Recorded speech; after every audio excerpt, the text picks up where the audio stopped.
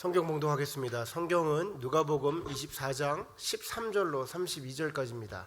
성경은 신약성경 누가복음 24장 13절로 32절까지입니다. 오늘 본문을 읽을 때에 오늘은 좀 우리가 음성으로 영상을 통해서 듣게 될 텐데요.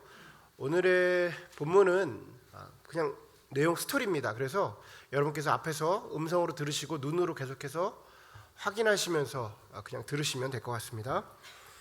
성경 읽도록 하겠습니다. 그날에 그들 중 둘이 예루살렘에서 25리 되는 엠마오라 하는 마을로 가면서 이 모든 된 일을 서로 이야기하더라. 그들이 서로 이야기하며 문의할 때에 예수께서 가까이 이르러 그들과 동행하시나 그들의 눈이 가리어져서 그인 줄 알아보지 못하거늘 예수께서 이르시되 너희가 길 가면서 서로 주고받고 하는 이야기가 무엇이냐 하시니 두 사람이 슬픈 빛을 띠고 머물러 서더라. 그 한 사람인 글로바라 하는 자가 대답하여 이르되 당신이 예루살렘에 체류하면서도 요즘 거기서 된 일을 혼자만 알지 못하느냐? 이르시되 무슨 일이냐 이르되 나사렛 예수의 일이니 그는 하나님과 모든 백성 앞에서 말과 일에 능하신 선지자이거늘 우리 대제사장들과 관리들이 사형 판결에 넘겨주어 십자가에 못 박았느니라. 우리는 이 사람이 이스라엘을 속량할 자라고 바랐노라. 이뿐 아니라 이 일이 일어난 지가 사흘째요. 또한 우리 중에 어떤 여자들이 우리로 놀라게 하였으니 이는 그들이 새벽에 무덤에 갔다가 그의 시체는 보지 못하고 와서 그가 살아나셨다 하는 천사들의 나타남을 보았다 함이라. 또 우리와 함께 한 자 중에 두어 사람이 무덤에 가 과연 여자들이 말한 바와 같음을 보았으나 예수는 보지 못하였느니라. 하거늘 이르시되 미련하고 선지자들이 말한 모든 것을 마음에 더디 믿는 자들이여 그리스도가 이런 고난을 받고 자기의 영광에 들어가야 할 것이 아니냐 하시고 이에 모세와 모든 선지자의 글로 시작하여 모든 성경에 쓴 바 자기에 관한 것을 자세히 설명하시니라. 그들이 가는 마을에 가까이 가매 예수는 더 가려하는 것 같이 하시니 그들이 강권하여 이르되 우리와 함께 유하사이다. 때가 저물어가고 날이 이미 기울었나이다. 하니 이에 그들과 함께 유하러 들어가시니라. 그들과 함께 음식 잡수실 때에 떡을 가지사 축사하시고 떼어 그들에게 주시니 그들의 눈이 밝아져 그인 줄 알아보더니 예수는 그들에게 보이지 아니하시는지라. 그들이 서로 말하되 길에서 우리에게 말씀하시고 우리에게 성경을 풀어주실 때 우리 속에서 마음이 뜨겁지 아니하더냐.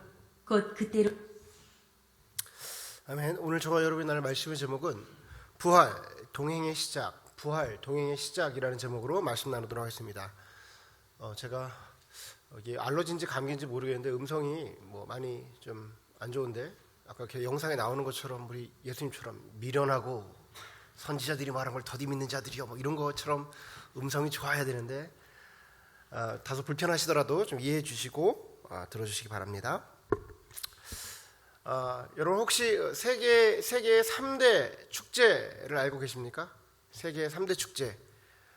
세상에는 많은 축제가 있습니다. 그런데 그 중에서 제일을 뽑으라라고 그러면 흔히 세 가지를 뽑습니다. 첫 번째는 브라질의 삼바 축제, 두 번째 독일의 맥주 축제, 세 번째는 일본 삿포로의 눈꽃 축제, 얼음 축제를 최고의 축제라고 뽑습니다. 여러분 혹시 이 축제 경험해 보신 분 계세요? 직접 가서 보신 분들? 예. 저도 아직 경험해 보지 못했는데 제가 생각해 봤거든요. 근데 앞으로도 없지 않을까? 왜냐면 목사가 돼가지고 삼바 축제에 가가지고 미녀들하고 춤을 출 것도 아니고 독일까지 날아가가지고 맥주를 퍼마시고 있을 것도 아니고 전 기본적으로 지금 유저의 겨울도 충분히 춥거든요. 저는 기본적으로 얼음을 보면서 아름답다고 생각해 본 적이 한 번도 없어요. 아마도 삿포로는 갈 일이 없을 겁니다. 그런데 실제로 이런 축제를 경험했던 사람들의 이야기를 들으면요, 경험하면 정말로 화려하고 너무나도 많은 사람들이 모여서 정신이 하나도 없을 정도다라고 이야기를 해요. 근데 이 축제들이 가지고 있는 공통점이 한 가지 있습니다. 공통점 무엇이냐면 축제가 끝나는 그 순간 모두가 원래의 자리로 돌아가 버린다는 거예요. 축제가 끝나는 그 순간 다음 날이 되면 언제 그런 일이 있었느냐 같이 다 원래의 자리로 돌아가 버린다라는 거예요. 그래서 가끔 가다가 뉴스에 그런 장면들이 나오곤 해요. 그 축제 다음 날 뭐 이제 쓰레기들이 그 거리에 널브러져 있고 정말 언제 그런 일이 있었냐는 듯이 한 사람도 보이지 않는 그 한적한 도로를 보여주는 그런 장면들이 간혹 보입니다. 말 그대로 더 파리즈 오버입니다. 끝난 거예요. 축제가 안 된 겁니다. 이제 없어진 거예요. 그런 사람들이 원래의 자리로 돌아가는 것은 극히 당연한 일이에요. 저는 우리 그리스도인들이 경험하고 있는 부활절이 마치 이 세상의 축제처럼 그렇게 부활절을 맞이하고 있는 것은 아닌가라는 생각이 들게 됩니다. 사실 부활절은요, 교회 절기상으로 보면 꽤나 무거운 그런 절기예요. 제수요일로부터 시작해서 40일간 사순절을 맞이합니다. 사순절 동안 우리가 깊은 묵상을 하게 되죠. 그 과정 가운데에 종료주일을 기념하고 그때로부터 일주일 동안 또 고난주간을 보내게 돼요. 고난주간 금요일에는 성금요일로 모여지게 되고요. 3일이 지난 후에 우리가 부활절이라는 대축제를 맞이하게 됩니다. 교회마다 환경은 좀 다르겠지만 그 각자의 모습에 따라서 제수요일을 기념하는 교회가 있고요. 그때부터 사순절 기간 동안 특별 새벽 기도를 진행하는 교회들이 많이 있어요. 그렇게 진행하다가 종료주일을 맞이하고 고난주간 동안 특별 금식 기도를 합니다. 그러고 나서 성금요일 날 특별 철야 예배를 하고 3일이 지나서 부활절 주일 새벽에 연합 새벽 예배를 드리고 오후에는 부활절 기념주일을 드리고 그때 준비한 칸타타라든지 어떤 성극, 주일학교 공연, 계란들을 삶아서 나눠 먹는 엄청난 이벤트들이 꽉꽉 차 있어요. 그러니까 교회 절기로 보면 엄청나게 큰 행사죠. 특이한 것은 그렇게 대단한 부활절을 맞이하고 나서 다음 주가 되면 너무나도 마치 세상의 축제처럼 사라져 버린다는 거예요. 성도들이 원래의 자리로 돌아가 버리게 된다는 겁니다.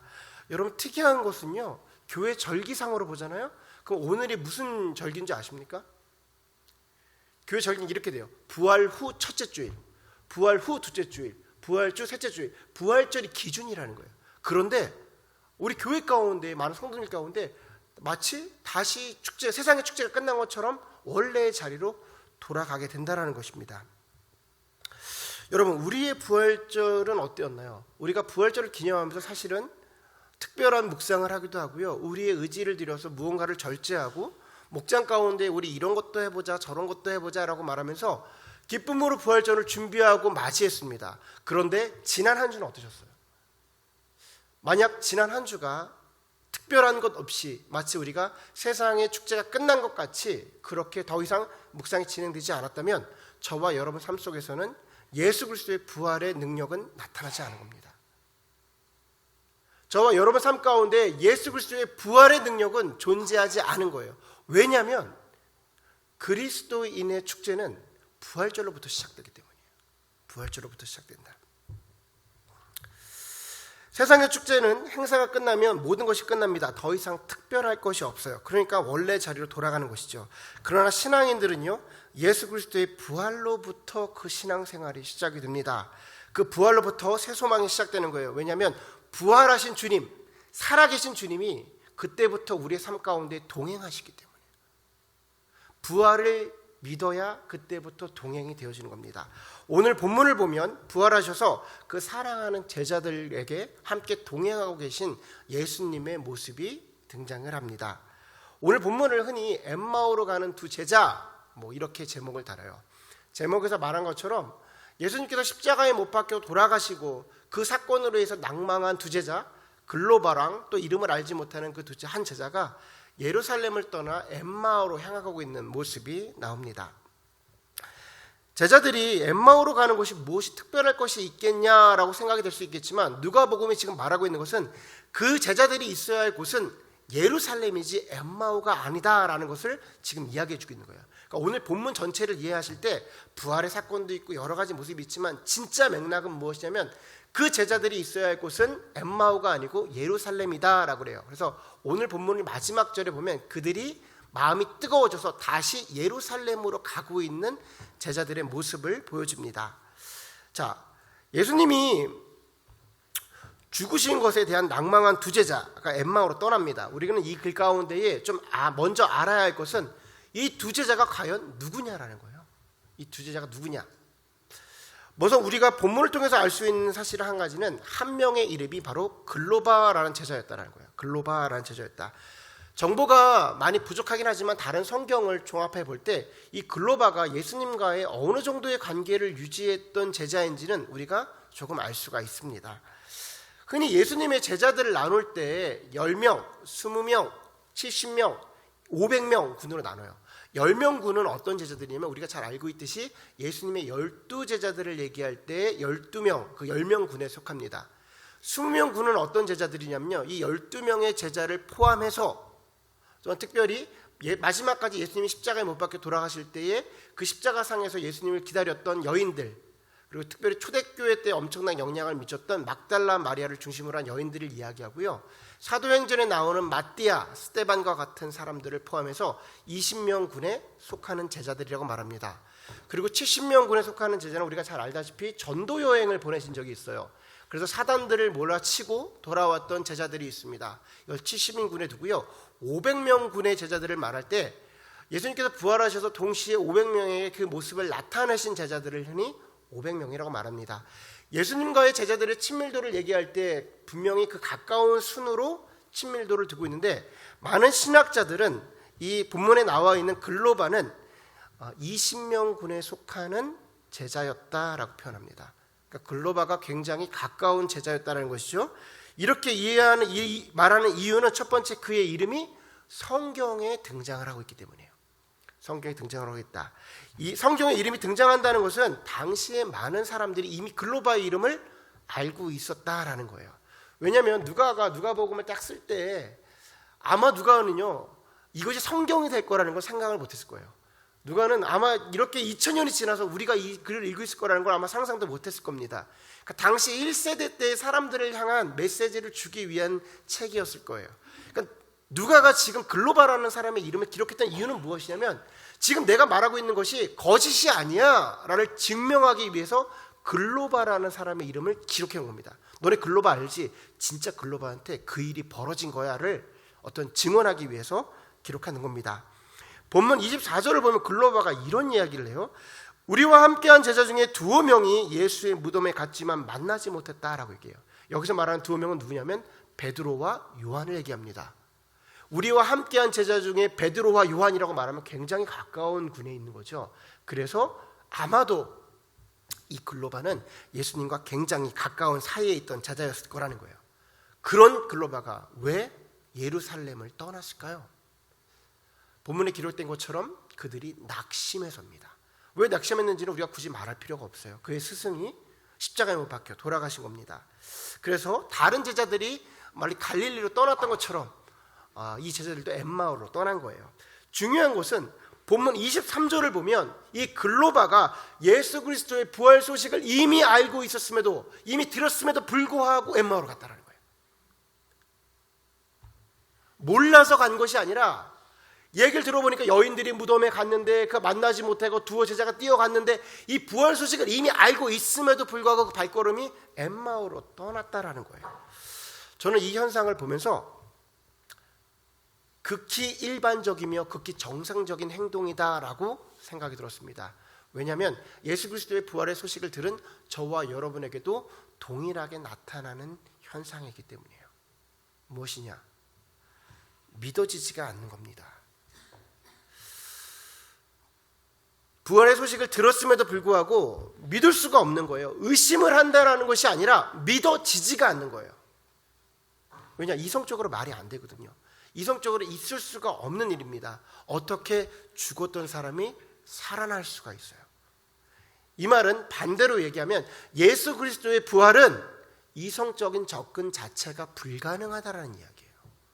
예수 그리스도의 부활 자체는 우리가 이성 자체로 접근할 수가 없다라는 이야기입니다. 글로바는요, 예수님과 아주 가까운 제자였어요. 그래서 예수님이 십자가에 못 박혀 죽으실 것도, 또한 3일 후에 부활하실 것도 아마도 예수님의 음성으로 들었을 확률이 굉장히 높은 제자입니다. 그럼에도 불구하고 믿어지지가 않는 거예요. 믿을 수가 없었던 겁니다.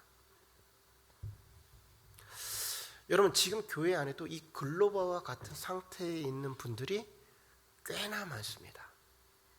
교회 안에도요, 이 지금 글로바와 같은 상태에 계신 분들이 엄청나게 많습니다. 예수 그리스도의 부활에 대한 이야기를 모르는 것이 아닙니다. 익히 알고 있고요. 수도 없이 들었습니다. 그분의 부활을 부인하지 않습니다. 그런데 그 사건이 믿어지지가 않아요. 그래서 세상이라는 엠마오로 나의 발걸음이 자꾸만 돌아가는 겁니다. 여러분, 예수 그리스도의 부활 사건은 그런 겁니다. 그 부활이 믿어지지가 않잖아요. 그러면 나도 모르게 나의 발걸음은 세상을 향하게 되어 있어요. 엠마오로 가게 되어 있습니다. 잘 들으셔야 할 것은 믿지 않으면이 아니라 믿어지지가 않아서예요. 믿지 않으면이 아니라 믿어지지가 않아서요. 이게 말장난 같지만 상태는 완전히 다른 상태입니다. 기본적으로 신앙인이라면요, 예수 그리스도의 부활을 믿지 않는 분들은 없어요. 제가 이 자리에서 예수 그리스도의 부활을 믿지 않으시는 분, 그러면 손을 드실 분들이 없다고요. 만약에 그 부활을 믿지 않으면 신앙인이라고 말하지 않겠죠. 이성적으로 인정합니다. 예수가 부활했지, 마치 박혁거세가 알에서 태어났지 식으로 인정해버리는 거예요. 그런데 문제는 무엇이냐면 이런 신앙인들에게는 부활의 능력이 나타나지 않는다는 겁니다. 이런 신앙인들에게는 그 삶 속에서 예수 그리스도의 부활의 능력이 나타나지지 않는다는 거예요. 예수께서 육체의 부활을 하시고 나서 그 부활을 완성하시고 나서 이 사실을 믿어지는 사람들에게 주시는 혜택이 있어요. 그것은 무엇이냐면 예수님이 그 삶 가운데 함께 동행해 주시는 거예요. 왜냐? 부활하셔서 살아계시기 때문에 그 살아계신 하나님이 내 삶 속에서 동행하고 있는 거죠. 마태복음 28장 20절을 보면 이렇게 써 있습니다. 볼지어다 내가 세상 끝날까지 너희와 함께하리라. 이 모습은 부활하셔서 승천하시기 직전에 예수님께서 그의 제자들과 또한 저와 여러분에게 주신 말씀입니다.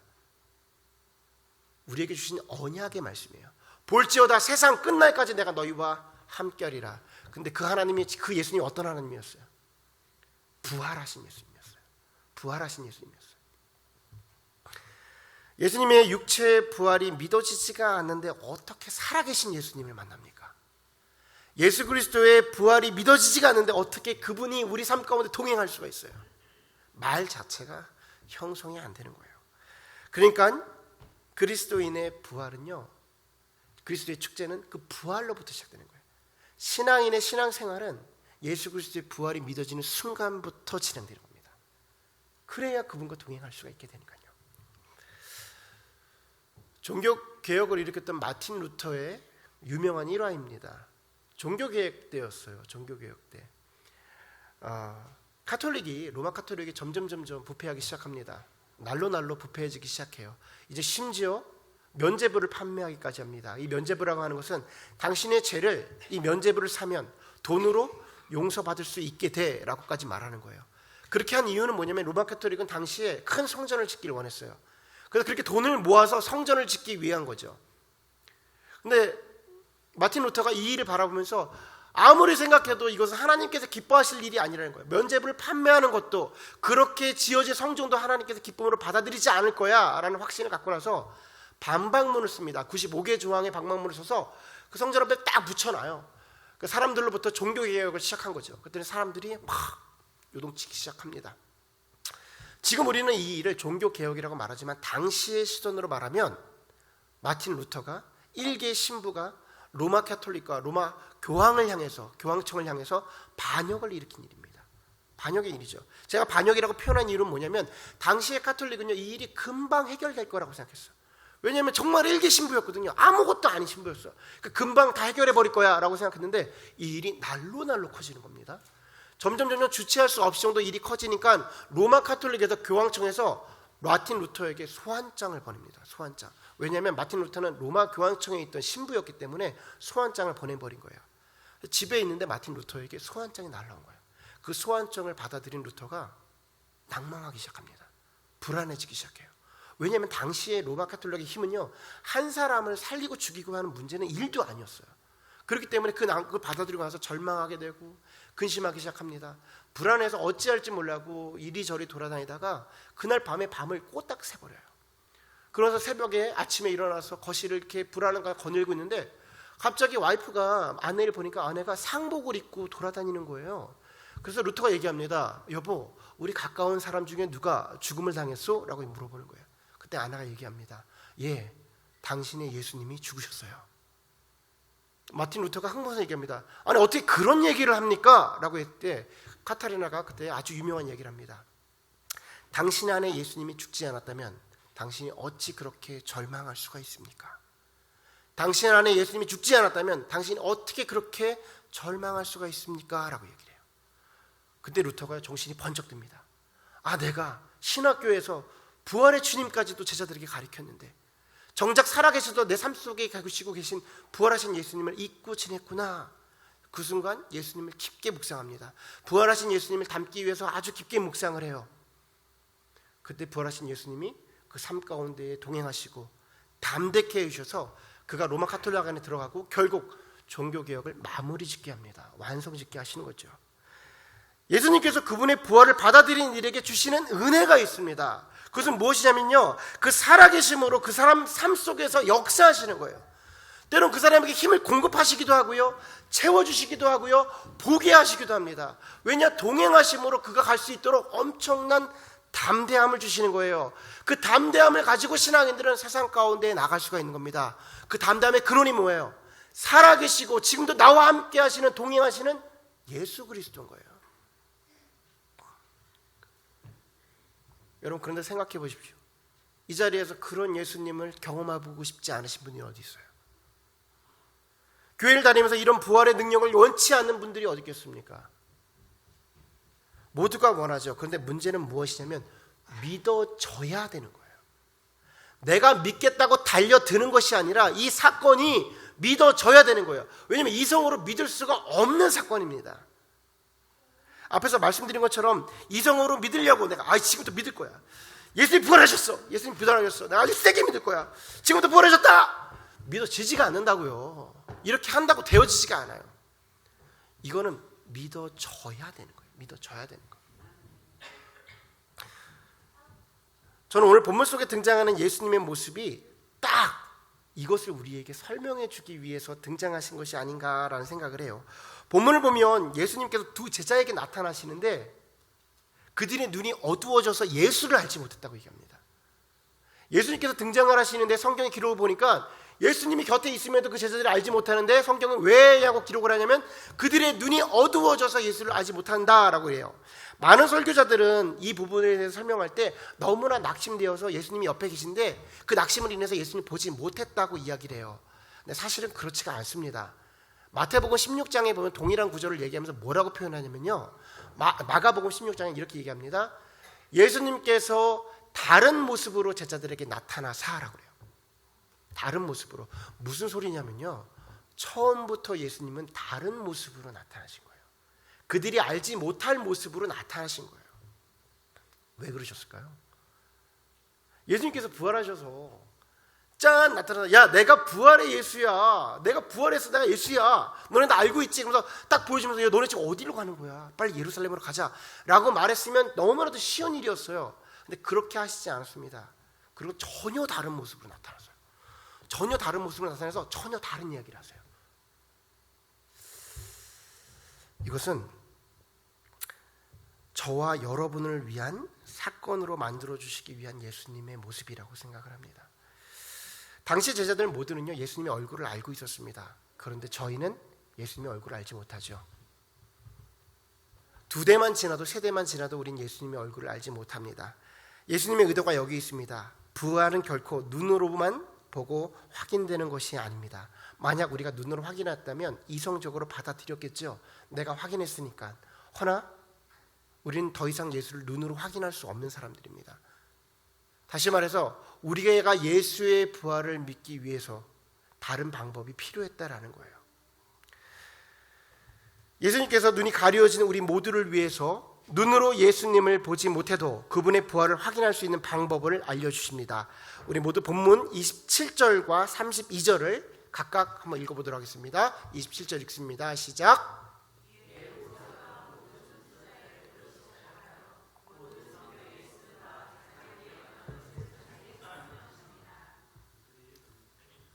(32절) 읽습니다.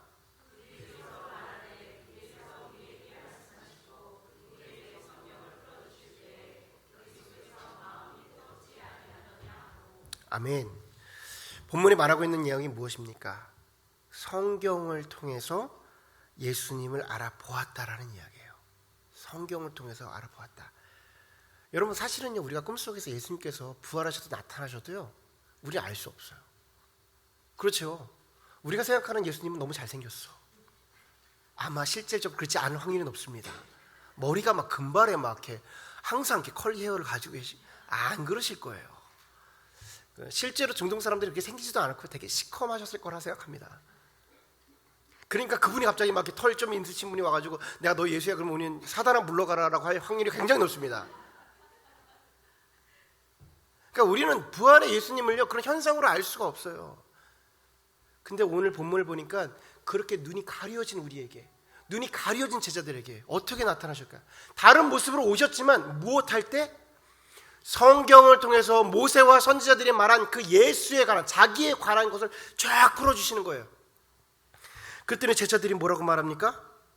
제자들이 말을 하잖아요. 성경이 풀어질 때 우리 속에 마음이 뜨거워지는 것이 있지 않았더냐라는 거예요. 헬라어 원문을 보니까 이 뜨거워짐을 뭐라고 표현하면요, 마음이 불타다라고 해요. 마음이 불타다. 성경을 읽을 때 우리의 마음이 불타는 것을 우리가 느끼지 않았더냐라고 얘기하는 거예요. 아멘. 이건요 단순한 감동, 성경 읽을 때 예수님 그러셔서 감동을 얘기하는 거가 아닙니다. 비포와 애프터가 정확하게 나누어지는 경험을 얘기하는 거예요. 성경을 읽을 때 그 성경 속에서 예수 그리스도의 부활의 사건이 믿어지는 사건으로 바뀌는 거예요.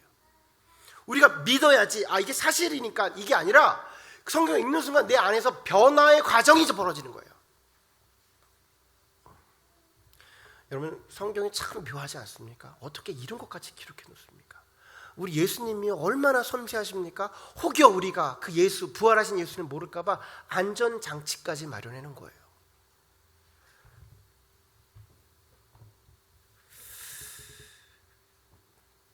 우리가 예수님을 알지 못할 때에 오늘 본문을 통해서 확실한 근거를 얻은 겁니다. 비록 우리가 눈이 가려져서 이 말은 우리가 눈으로 확인할 수 없다 하더라도 결국 성경을 통해서 예수님과 그의 부활하심을 우리로 하여금 깨달을 수 있도록 예수님께서 만들어 주셨다는 겁니다. 그러니까 우리가 무엇을 해야 하나요?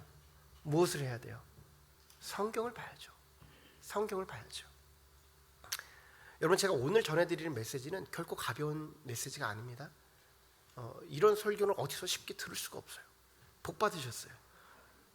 이런 반응은 뭐예요? 아멘은 안 하시는 거예요? 뭐 어디서 많이 들으셨어요?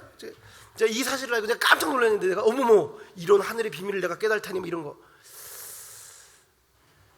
제가 이런 얘기를 하는 이유는 무엇이냐면, 목회자로서 솔직히 말씀드리면요, 교회 안에서 같이 신앙생활하지만 예수 그리스도의 육체의 부활을 믿지 못하시는 분들이 너무나 많습니다. 의심하지 않아요. 그분들 그 사건 부인하지 않아요. 그 사건 믿어요. 근데 믿어지지 않는 분들 굉장히 많습니다. 제가 예전에 그런 설교한 적 있죠. 교회 안에 미친 사람이 있고 미친 척하는 사람이 있다 그랬잖아요. 미친 사람들이요 믿어지는 사람들이고요, 미친 척하는 사람이 그 사건을 인정하는 사람들이에요. 교회를 같이 다니고 있는데 예수님의 부활을 부인할 수는 없겠죠. 그리고 박혁고새가 아래서 태어난 것처럼 그냥 받아들이는 거예요. 신화처럼. 믿어지지가 않는 겁니다. 제가 여기서도 여러분한테 믿어지시는 분 손 들어주십시오 그러면 다 믿는다고 말할 거예요. 근데 본인은 압니다. 저희는 몰라도 본인은 알고 있어요. 내가 예수 그리스도의 부활의 사건이 믿어지는지 아니면 믿는다고 말하는지. 그 믿음의 출처를 보면 확인할 수가 있습니다. 만약에 그 믿음의 출처가 예수님의 육체의 부활이 교회에서 배운 교리였다면, 목사의 설교를 통해서 배운 거였다면, 내지는 교회를 오래 다녀서 내 마음속에 굳어져 버린 것들이라면 아마도 아닐 확률이 높습니다. 아닐 확률이 높습니다. 자기 자신도 속고 있을 확률이 높아요. 왜냐하면 예수 그리스도의 부활 자체가 이성으로 접근 자체가 불가능하다니까요. 아마도 그런 교리가, 그런 목사의 설교가, 그렇게 굳어져 버린 사실들, 익숙해진 것들이 예수의 부활을 증거해 줄 수가 없을 겁니다. 예수님의 부활은요, 성경을 통해서 내가 변화될 때 나타나는 거예요. 성경을 통해서 내가 그 예수의 부활 자체가 받아들여지는 거예요. 그래야 그분이 지금 나와 동행하고 있는 걸 믿을 수가 있습니다. 그래야 그분이 살아계심을 믿을 수가 있어요. 우리가 신앙생활하면서도 기도할 때가 도저히 예수님이 지금 내 이야기를 듣고 계시긴 한 거야? 아니 그분이 옛날에 죽었는데 지금 내가 누구한테 기도하고 있는 거야? 이런 마음이 들 때가 있다고요. 루터도 흔들릴 때가 있었습니다. 허나 우리가 다시 돌아갈 부활하신 예수님이 확실하다면 그 예수님을 다시 붙잡을 수가 있는 거예요. 그런데 부활하신 예수님 경험하지 못하잖아요. 그럼 그 시점에 다시 돌아갈 수가 없어요. 이거 진짜 있긴 있는 거야? 계시긴 계신 거야? 내가 지금 제대로 기도를 하고 있는 거야? 우리도 신앙인들도 낭망한다고요. 허나 거기서 끝나는 사람과 다시 나에게 힘을 공급하시며 채워주시며 나를 일으키신 예수님을 경험하는 사람은 전혀 다른 사람이에요. 부활의 능력을 실제로 내 삶 속에 경험하고 있느냐 못하고 있느냐는요, 우리 신앙인들이 어떤 색깔로 살아가냐의 모습과 동일합니다. 우리 세상 가운데 낭망을 만나고 적망을 만날 수밖에 없어요. 그게 신앙인입니다. 우리 물고기, 물속에 살고 있는 물고기 같은 거예요. 물을 떠나 살 수가 없어요. 세상 안에 있지요. 죄악 가운데 있지요. 그런데 그것을 돌파하며 살아나갈 수 있는 것이 무엇이냐면 부활하신 예수님과 함께 동행하는 거예요. 그러니 그분이 오늘도 나를 인도하셨습니다 라고 구체적으로 고백을 할 수 있는 것이죠. 여러분, 오늘의 설교는 되게 본질적인 이야기입니다. 정말 본질적인 이야기예요. 예수님 부활하셨습니다라고 어떤 슬로건을 걸고 끝나는 그런 설교가 아니에요. 정말 내 자신 속에서 내가 부활하신 예수님 믿고 있는가를 점검하는 시간입니다. 이건 되게 어려운 거예요. 왜냐하면 예수님께서 십자가에 못 박혀 돌아가셨어를 믿음으로써 만약에 구원의 조건이 이루어졌다면, 그것이 구원이 이루어진 조건이라면 정말 신앙인으로서 앞으로 살아가야 되는 것은 부활하신 예수님을 내가 믿느냐 믿지 못하냐의 문제예요. 구원받을 수 있다고요. 그 십자가의 효력만으로도 가능합니다. 근데 부활의 조건은요, 부활을 맞이하는 건요, 내가 오늘도 예수님과 함께 살아가고 있냐의 문제예요. 아주 깊게 점검을 해야 되는 것이죠. 우리는 예수 그리스도의 십자가의 사건으로 해서 구원을 받은 사람들이라면요, 구원을 이룬 사람들이면 오늘부터 우리가 진짜 고민해야 되는 건 신앙인으로서 내가 어떻게 살아갈 것인가요? 어떻게 구원을 이루며 살아갈 것이냐. 이 구원을 이루며 살아가는 것은, 여기서 이루면이라고 했는데 모든 구원은요, 우리가 행할 수가 없는 부분이잖아요. 예수님이 이루어 주시는 거잖아요. 처음에 예수님께서 십자가의 구원을 완성하셨다면 나의 성도로서의 성화를 완성하시는 것은 부활하신 예수님이 나를 이끌면서 가시는 거라는 거예요. 근데 그 부활하신 예수님이 희미하다? 부활하신 예수님을 성경을 통해서 알지 못하다? 내가 교리로 옛날부터 알고 있던 것으로 내가 관습적으로 습관적으로 나아가고 있다? 생명력이 없는 겁니다. 그런 예수님으로는요, 세상을 이길 수가 없어요. 왜냐? 그 예수님 자체가 존재하지 않으니까. 우리 안에 모두가 같은 상태라 말할 수는 없지만 자기는 자기의 상태를 알 거라고 생각을 합니다. 설교의 문제가 아니에요. 기도의 영역의 문제가 아닙니다. 말씀을 보셔야 돼요. 말씀 가운데에 그 성경이 예수를 뭐라고 말하는지를 우리가 계속해서 찾아가야 됩니다. 어려울 수 있습니다. 목회자들한테 찾아오셔야 돼요. 이 이야기는 혼자 끙끙할 문제가 아니에요. 왜냐하면 와서 이야기해 주셔야 돼요. 내가 예수 그리스도의 부활이 희미합니다, 목사님. 저를 도와주세요라고 말해야 돼요. 그래야 함께 성경을 풀어나갈 수가 있는 겁니다. 혼자 끙끙 앓다가 그렇게 저물어버리는 문제가 돼버려요. 성경 안에 이야기해주고 있습니다. 예수님께서 제자들에게 말씀을 풀어주실 때에 제자들이 내 마음 가운데 뜨거움이, 불탐이 느껴지지 아니하냐. 그 불탐을 가지고 이 사람들이 어디로 갑니까? 예루살렘으로 가는 거예요. 여러분, 우리가 세상을 향해 가는, 엠마오를 향해 가는 성도들이 아닙니다. 예수 그리스도를 발견했다면, 내 안에 살아계신 예수님이 있다면 우리는 예루살렘으로 가야 됩니다. 우리의 사명의 자리, 예수님께서 우리에게 그 땅을 떠나지 말고 성령이 너에게 임할 때까지 그 자리를 지키라 했던 그 땅으로 가서 그 복음을 전하시는 저와 여러분이 되기를 주님의 이름으로 소원합니다. 아멘. 우리 다 같이 찬양하면서 그 부활하신 주님을 내 삶 가운데 역사해 주십시오. 내가 주님을 다시 찾겠습니다라고 고백하는 시간 갖도록 하겠습니다. 찬양할 때 좀 천천히 찬양할게요.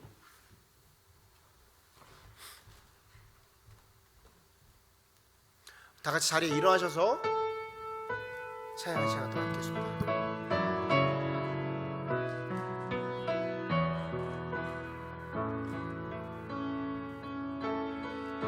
주 하나님 독생자의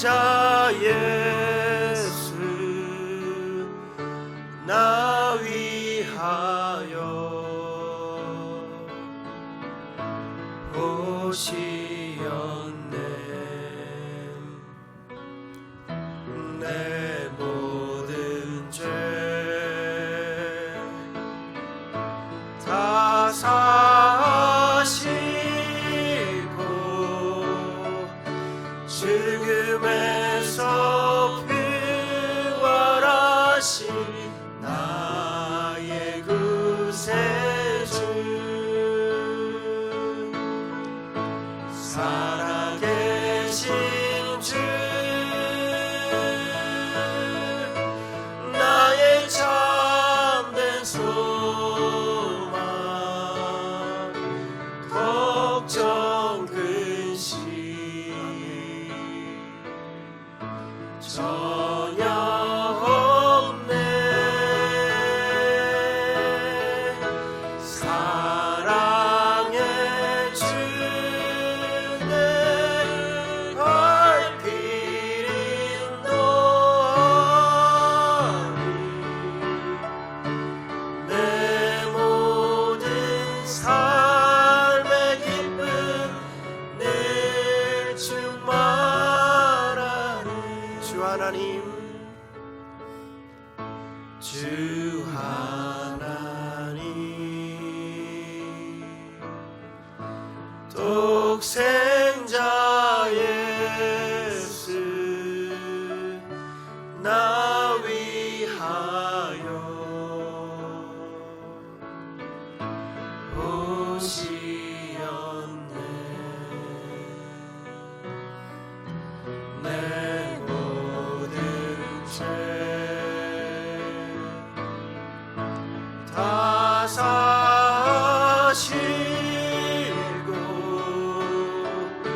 죽음에서 부활하신 나의 구세주. 아멘. 살아계신 주님, 살아계신 주, 나의 참된 소망, 걱정 근심 전혀 없네. 사랑의 주 내 발길 인도하니 내 모든 삶의 기쁨 늘 충만하네. 아멘. 우리 이 시간에 한번 다 같이 기도하는 시간 갖도록 하겠습니다. 마음속 깊이 아주 조용하게 주님을 찾는 기도를 하겠습니다. 내 안에 부활의 확신이 있다면, 혹여 그러함에도 불구하고 삶 속에서 우리가 루터와 같이 절망하고 낙망하고 쓰러져 있는 것은 아닙니까? 부활하셔도 지금도 살아계시며 나의 삶 속에 역사하고 계신 그 주님을 더욱더 깊이 묵상하기를 소원합니다. 주님, 그리하여서 그 살아계신 예수님이 내 삶 속에서 날마다 동행하게 하여 주옵소서. 기도하시고, 혹여 내 마음 가운데 아직 그의 부활의 주님을 인정은 했으나 믿어지지 않는 분이 계시다면, 지금 내가 성경의 자리로 나아가겠습니다. 그 성경이 말하고 있는 예수 그리스도를 발견하기를 원하오니 성경을 통해서 하나님 나에게 알게 하여 주옵소서. 부활이 믿어져서 날마다 동행하시는 살아계신 예수님을 경험하기를 원합니다. 고백하시는 귀한 시간 되기를 원합니다. 우리 다 같이 기도하는 시간 갖도록 하겠습니다.